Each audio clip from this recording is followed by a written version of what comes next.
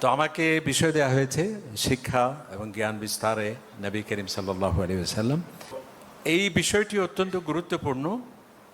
যেমন উনি বলেছেন যে নারীদের ক্ষেত্রে ইসলামের যেমন অভিযোগ করা হয়, ঠিক তেমনি আরেকটি অভিযোগ হলো, সেটি হচ্ছে ইসলাম মানে হলো, ধর্ম মানে হলো, ধার্মিকতা মানে পশ্চাৎপদতা, ধার্মিকতা মানে হচ্ছে জ্ঞান বিজ্ঞান পরিপন্থী, ধার্মিকতা মানেই হলো যেন বিজ্ঞান মনস্ক জাতি গঠনে বাধা, ধর্ম মানেই হচ্ছে একটা কুসংস্কার, ধর্ম মানেই হচ্ছে একটা জড়তা, অন্ধবিশ্বাস, অন্ধ আনুগত্য, এই ধরনের অভিযোগগুলো দেওয়া হয়। তবে সেগুলো নিতান্ত মূর্খতাজনিত। কোরআন হাদিসের সম্পর্কে তাদের জ্ঞানের অভাবে এই কথা বলে থাকে। ইসলাম এর থেকে যোজন যোজন মাইল দূরে। বরং ইসলাম হচ্ছে শিক্ষার ধর্ম, জ্ঞানের ধর্ম এবং বিজ্ঞানের ধর্ম, সত্যের বিকাশের ধর্ম, অসত্যের বিনাশের ধর্ম। এবং যত বেশি জ্ঞান বিজ্ঞান বিকশিত হবে, ততই মানুষের কাছে এটি অকাট্যভাবে প্রমাণিত হবে ইসলাম সত্য, কোরআন সত্য, নবীজি সত্য। সেই জন্যে সকল নবীরা, একটু আগে যে হাদিসটা আমি তেলাওয়াত করেছি, আল্লাহ নবী ইরশাদ করলেন, আমি সমগ্র মানবতার শ্রেষ্ঠ শিক্ষক হিসেবে আল্লাহ তাআলা আমাকে পাঠিয়েছেন। আলহামদুলিল্লাহ, সকল নবীরাই শিক্ষক ছিলেন। এবং এই যে জ্ঞানের বা শিক্ষার বিস্তারের যে নবীকে ইসলামী সর্বপ্রথম উদ্বোধন করলেন, এর আগে আমরা অন্ধকারে ছিলাম সারা পৃথিবী, তেমনটি নয়। আল্লাহ তাআলা বলছে, কুল, হে নবী আপনি বলুন, মা কুনতু বিদআম মিনার রাসূল, আমি কোনো নতুন নবী নই যে হঠাৎ করে এসেছি। আমার আগে অসংখ্য নবী এই পৃথিবীতে এসেছেন এবং প্রত্যেক নবী তারা আলোকিত করেছেন সমাজকে, জ্ঞানের কথা বলেছেন, আলোকবর্তিকা ছড়িয়েছেন এবং মানুষকে স্রষ্টা এবং সৃষ্টির মাঝে তারা সম্পর্ক পরিচিতি তুলে ধরেছেন এবং কুসংস্কারকে দূর করে সত্যকে তারা আলোকিত করেছেন।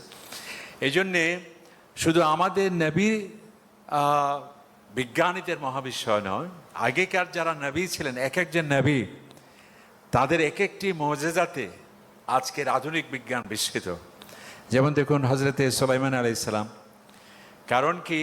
কারণ আমরা জ্ঞানের ক্ষেত্রে অগ্রসর স্থান, অনগ্রসর স্থান বলি।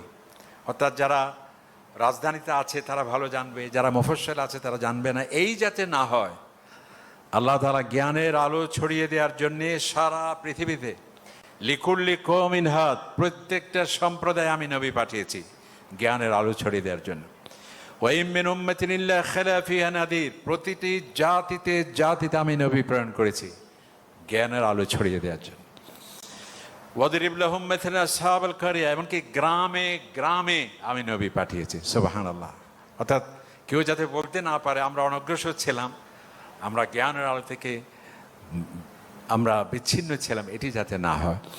তো যেমন সুলাইমান আলাইহিস সালাম, দেখুন কিভাবে বলা হয় যে ইসলাম বিজ্ঞান পরিপন্থী, বিজ্ঞান মনস্ক জাতি গঠনে বাধা, এবং ইসলাম বা ধর্ম আসলেই বিজ্ঞান স্তব্ধ হয়ে যাবে। বরং বিজ্ঞানী নবীদের মুজিজা এত সুপার বিজ্ঞানী, সায়েন্টিফিক, যা বিজ্ঞানী অবাক। যেমন দেখুন হযরত সুলাইমান আলাইহিস সালাম, আমরা জানি যে তিনি পাখির ভাষা, যেটি মাত্র ডারউইন বলেছে কিছুদিন আগে যে পাখিদের ভাষা আছে, আগে বিজ্ঞানীদের জানা ছিল না। আর আল্লাহ তাআলা কোরআন শরীফে বলছেন, হে সুলাইমান আপনি বলুন, কাদ উল্লিমনা মানতিকাত তায়র, পাখিদের যে ভাষা আছে সেটা আমাকে শিক্ষা দেওয়া হয়েছে। সুবহানাল্লাহ। এবং দেখুন আজকে আমরা টুকিতে সম্রাট যদি বক্তব্য দেয়, আমরা তার বাসভবন দেখতে পাবো, রাজপ্রাসাদ দেখতে পাবো, কিন্তু ঢাকায় সেই রাজপ্রাসাদ এখনো বিজ্ঞান ঢাকায় নিয়ে আসতে পারবে সেই অগ্রগতি এখনো বিজ্ঞানের কাছে নেই। আর হযরত সুলাইমান আলাইহিস সালাম পার্শ্ববর্তী সাম্রাজ্যের রানী বিলকিস, ওনাকে দাওয়াত দেওয়া হয়েছে। তিনি আসার আগেই কোরআন শরীফের মধ্যে সেই ঘটনা আসছে যে তোমাদের মধ্যে কে আছে তার সিংহাসনকে আমার সামনে উপস্থিত করতে পারো। একজন ব্যক্তি বললেন, ওয়াকার আল্লাযী ইনদাহু ইলমুম মিনাল কিতাব। এখানে দেখুন যাকে জ্ঞান দেওয়া হয়েছে, এখানে এল মানে সায়েন্স, জ্ঞান দেওয়া হয়েছে, উনি বললেন যে বাদশাহ আপনার চোখের পলক পড়বে এর আগেই আমি তার প্রাসাদকে আপনার সামনে নিয়ে আসব। সেকেন্ড তো নয়, ন্যানো সেকেন্ড যেটাকে আমরা বলি, এর আগেই সেই রাজপ্রাসাদ উপস্থিত। রানী যখন দেখলেন তিনি অবাক হলেন, তাকে জিজ্ঞেস করা হলো, এই প্রাসাদকে আপনি চিনতে পাচ্ছেন? বলছে, হ্যাঁ তাই তো, এটা তো আমার, কান্না হু হু, এটি তো মনে হয় আমার প্রাসাদই, বলা হচ্ছে এটি আপনারই প্রাসাদ।